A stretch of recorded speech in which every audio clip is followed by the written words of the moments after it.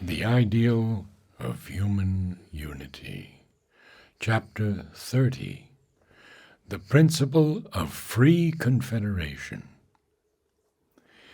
The issues of the original Russian idea of a confederation of free, self-determining nationalities were greatly complicated by the transitory phenomenon of a revolution which has sought, like the French Revolution before it, to transform immediately and without easy intermediate stages the whole basis not only of government, but of society, and has, moreover, been carried out under pressure of a disastrous war.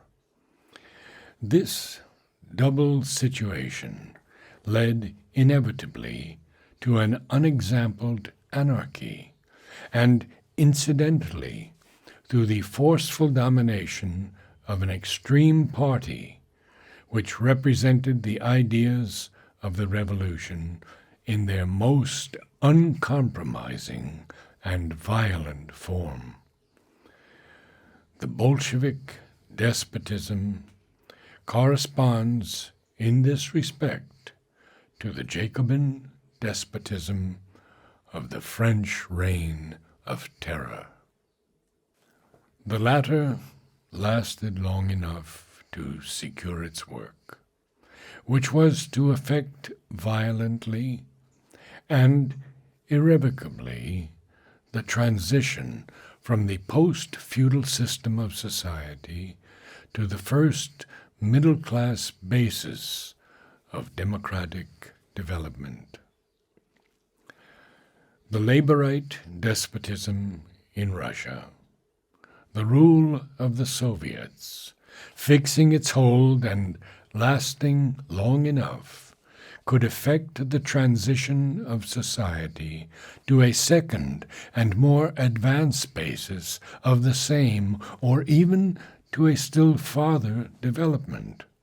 But we are concerned only with the effect on the ideal of free nationality. On this point, all Russia, except the small reactionary party, was from the first agreed. But the resort to the principle of government by force brought in a contradictory element which endangered its sound effectuation even in Russia itself, and therefore weakened the force which it might have had in the immediate future of the world development. Footnote: the component states of Sovietic Russia are allowed a certain cultural, linguistic, and other autonomy, but the rest is illusory, as they are in fact governed by the force of a highly centralized autocracy in Moscow. End footnote. For it stands on a moral principle which belongs to the future, while government of other nations by force belongs to the past and present, and is radically inconsistent with the founding of the New World Arrangement on the basis of free choice and free status. It must therefore be considered in itself apart from any application now received, which must necessarily be curbed and imperfect. The political arrangement of the world hitherto has rested on an almost entirely physical and vital, that is to say, a geographical, commercial, political, and military basis. Both the nation idea and the state idea have been built and have worked on this foundation. The first unity aimed at has been a geographical, commercial, political, and military union, and in establishing this unity, The earlier vital principle of race, on which the clan and tribe were founded, has been everywhere overridden. It is true that nationhood still founds itself largely on the idea of race. But this is in the nature of a fiction. It covers the historical fact of a fusion of many races and attributes a natural motive to a historical and geographical association. Nationhood founds itself partly on this association, partly on others which accentuate it: common interests, community of language, community of culture, and all these in unison have evolved a psychological idea, a psychological unity which finds expression in the idea of nationalism.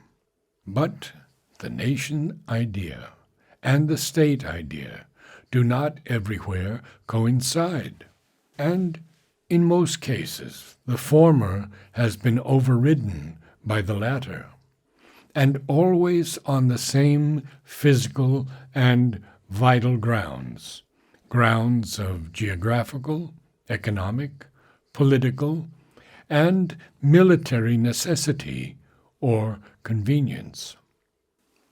In the conflict between the two, force, as in all vital and physical struggle, must always be the final arbiter.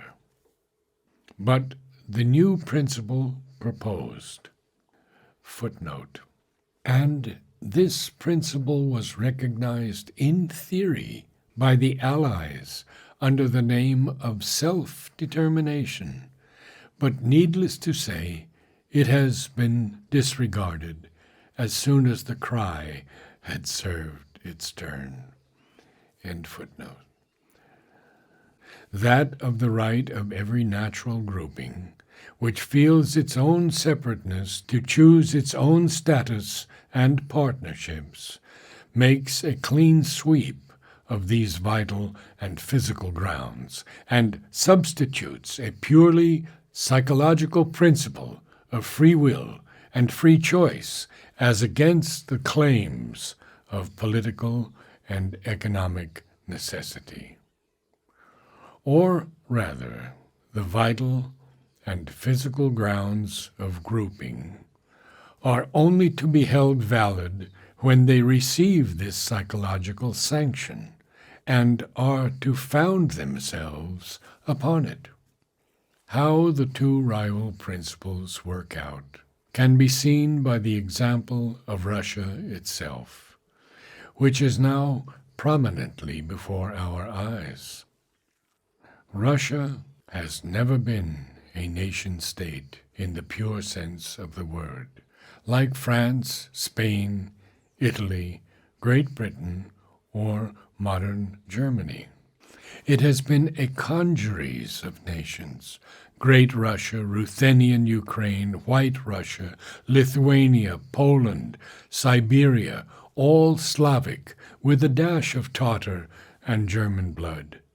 Courland, which is mostly Slav, but partly German. Finland, which has no community of any kind with the rest of Russia. And latterly, the Asiatic nations of Turkestan, all bound together by one bound only, the rule of the Tsar.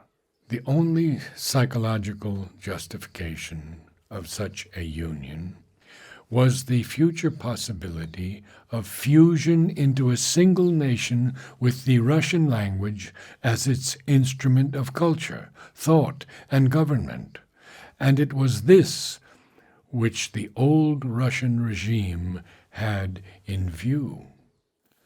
The only way to bring this about was by governmental force, the way that had been long attempted by England in Ireland, and was attempted by Germany in German Poland and Lorraine.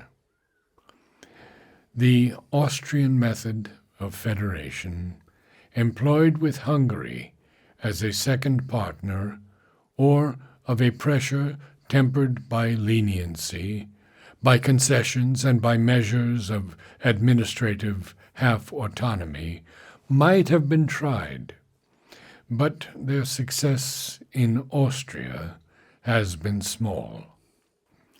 Federation has not as yet proved a successful principle, except between states and nations or sub-nations already disposed to unite by ties of common culture, a common past, or an already developed or developing sense of common nationhood.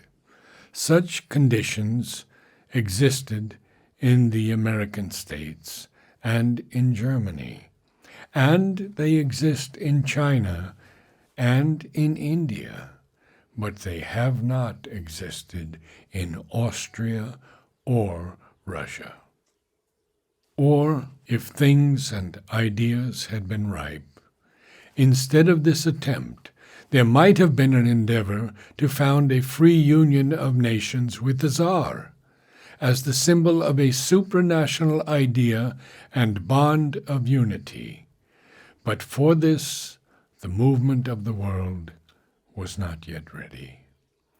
Against an obstinate psychological resistance, the vital and physical motive of union could only resort to force, military, administrative, and political, which has succeeded often enough in the past.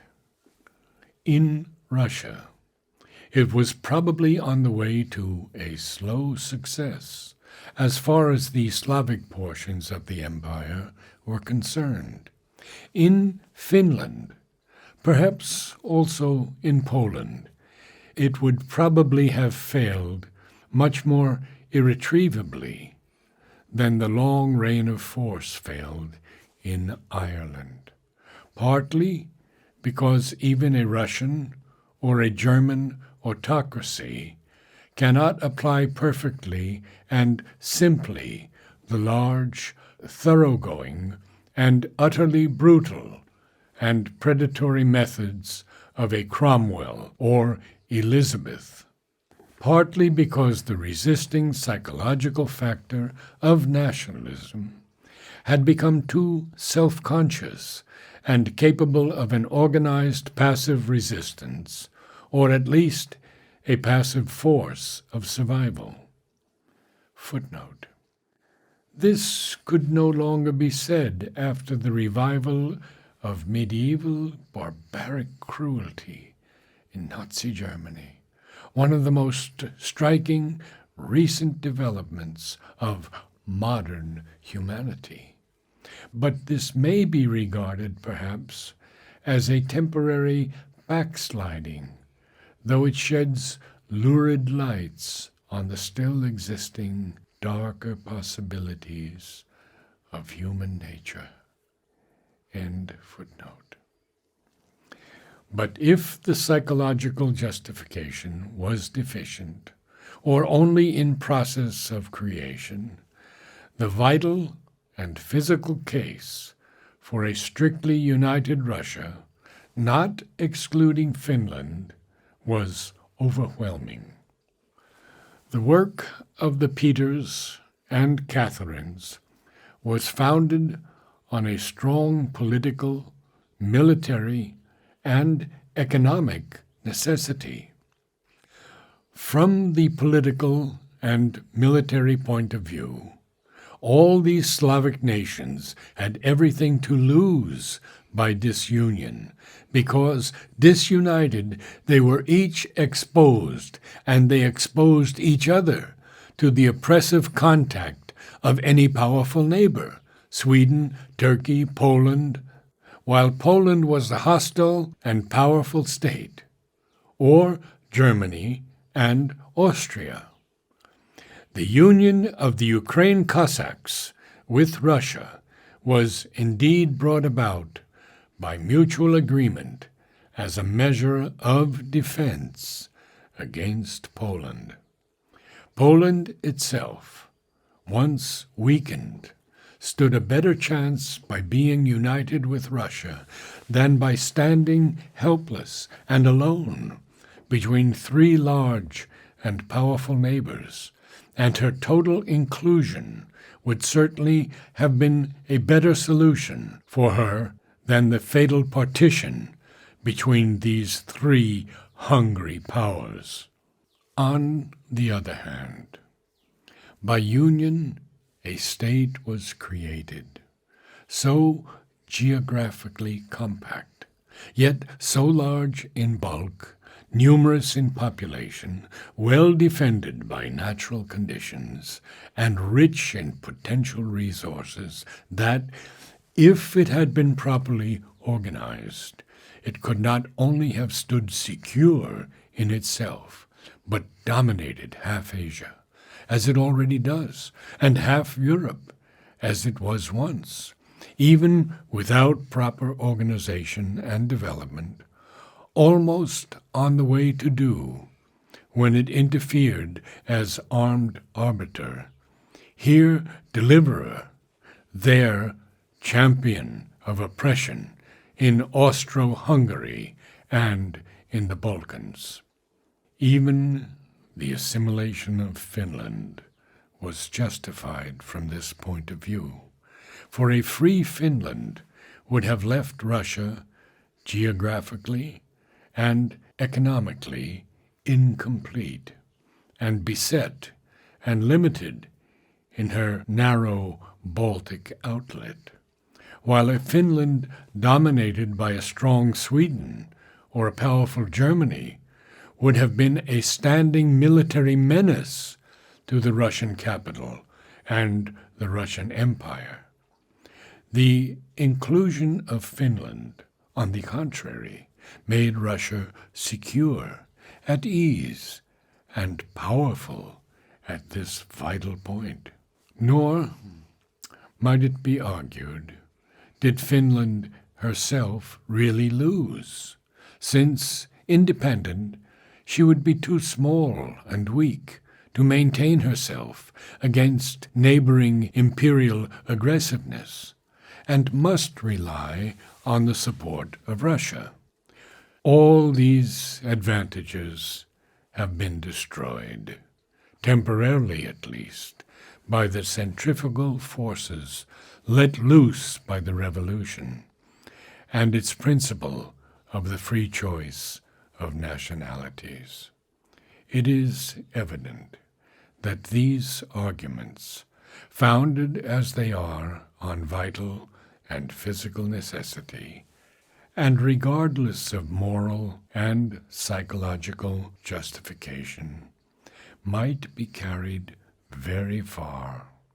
They would not only justify Austria's now past domination of Trieste and her Slavic territories, as they justified England's conquest and holding of Ireland against the continued resistance of the Irish people, but also extended a little farther Germany's scheme of pan-Germanism, and even her larger ideas of absorption and expansion. It could be extended to validate all that imperial expansion of the European nations, which has now no moral justification, and could only have been justified morally in the future by the creation of supranational psychological unities, for the vital and physical grounds always exist.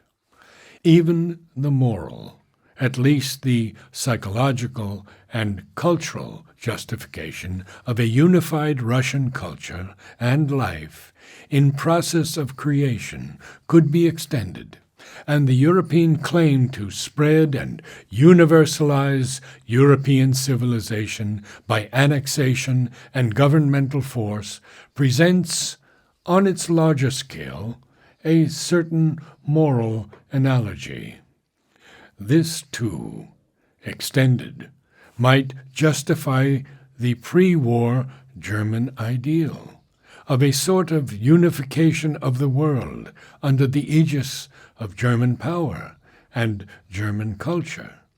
But, however liable to abuse by extension, vital necessity must be allowed a word in a world still dominated fundamentally by the law of force, however mitigated in its application, and by vital and physical necessity, so far, at least, as concerns natural geographical unities like Russia, the United Kingdom, even Austria, within its natural frontiers.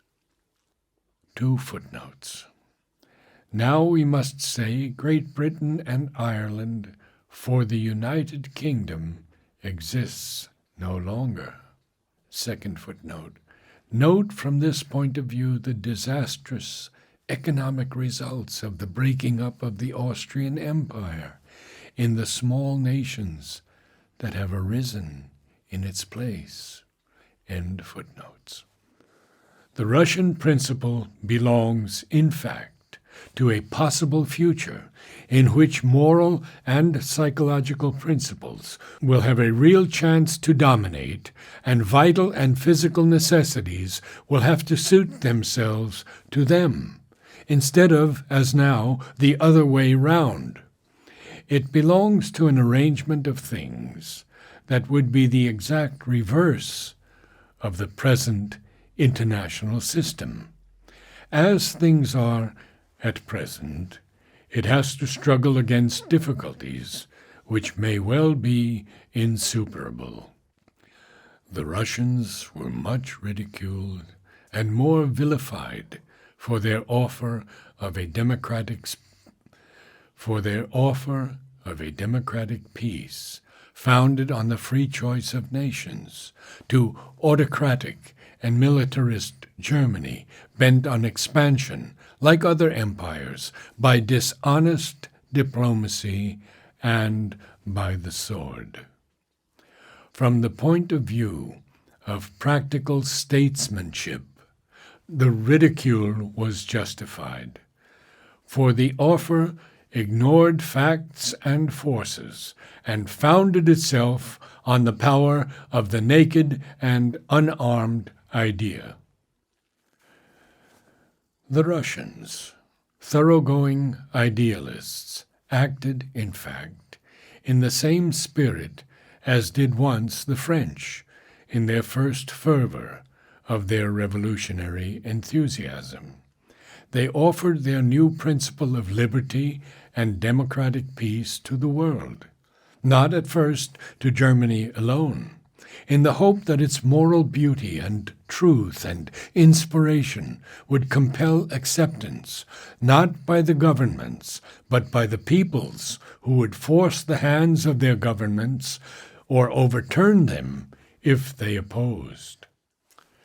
Like the French revolutionists, they found that ours is still a world in which ideals can only be imposed if they have a preponderating vital and physical force in their hands or at their backs. The French Jacobins, with their ideal of Unitarian nationalism, were able to concentrate their energies and make their principle triumph for a time by force of arms against a hostile world. The Russian idealists found, in their attempt to effectuate their principle, that the principle itself was a source of weakness. They found themselves helpless against the hard-headed German cynicism, not because they were disorganized, for revolutionary France was also disorganized and overcame the difficulty, but because the dissolution of the old Russian fabric to which they had consented deprived them of the means of united and organized action. Nevertheless, their principle was a more advanced, because a moral principle, than the aggressive nationalism which was all the international result of the French Revolution.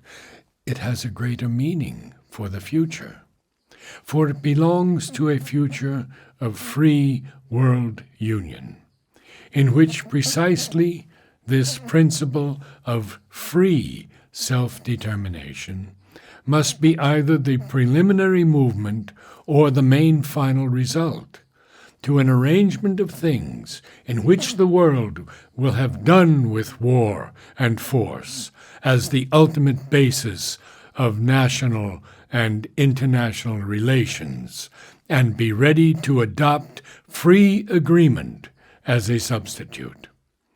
If the idea could work itself out, even if only within the bounds of Russia, and arrive at some principle of common action, even at the cost of that aggressive force which national centralization can alone give, it would mean a new moral power in the world. Footnote: the idea was sincere at the time, but it has lost its significance because of the principle of revolutionary force on which Sovietism still rests.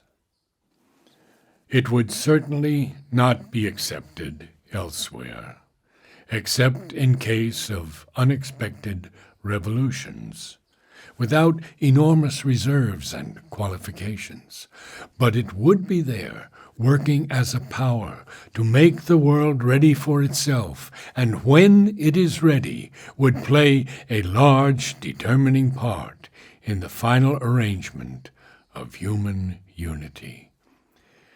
But even if it fails entirely in its present push for realization, it will still have its part to play in a better prepared future.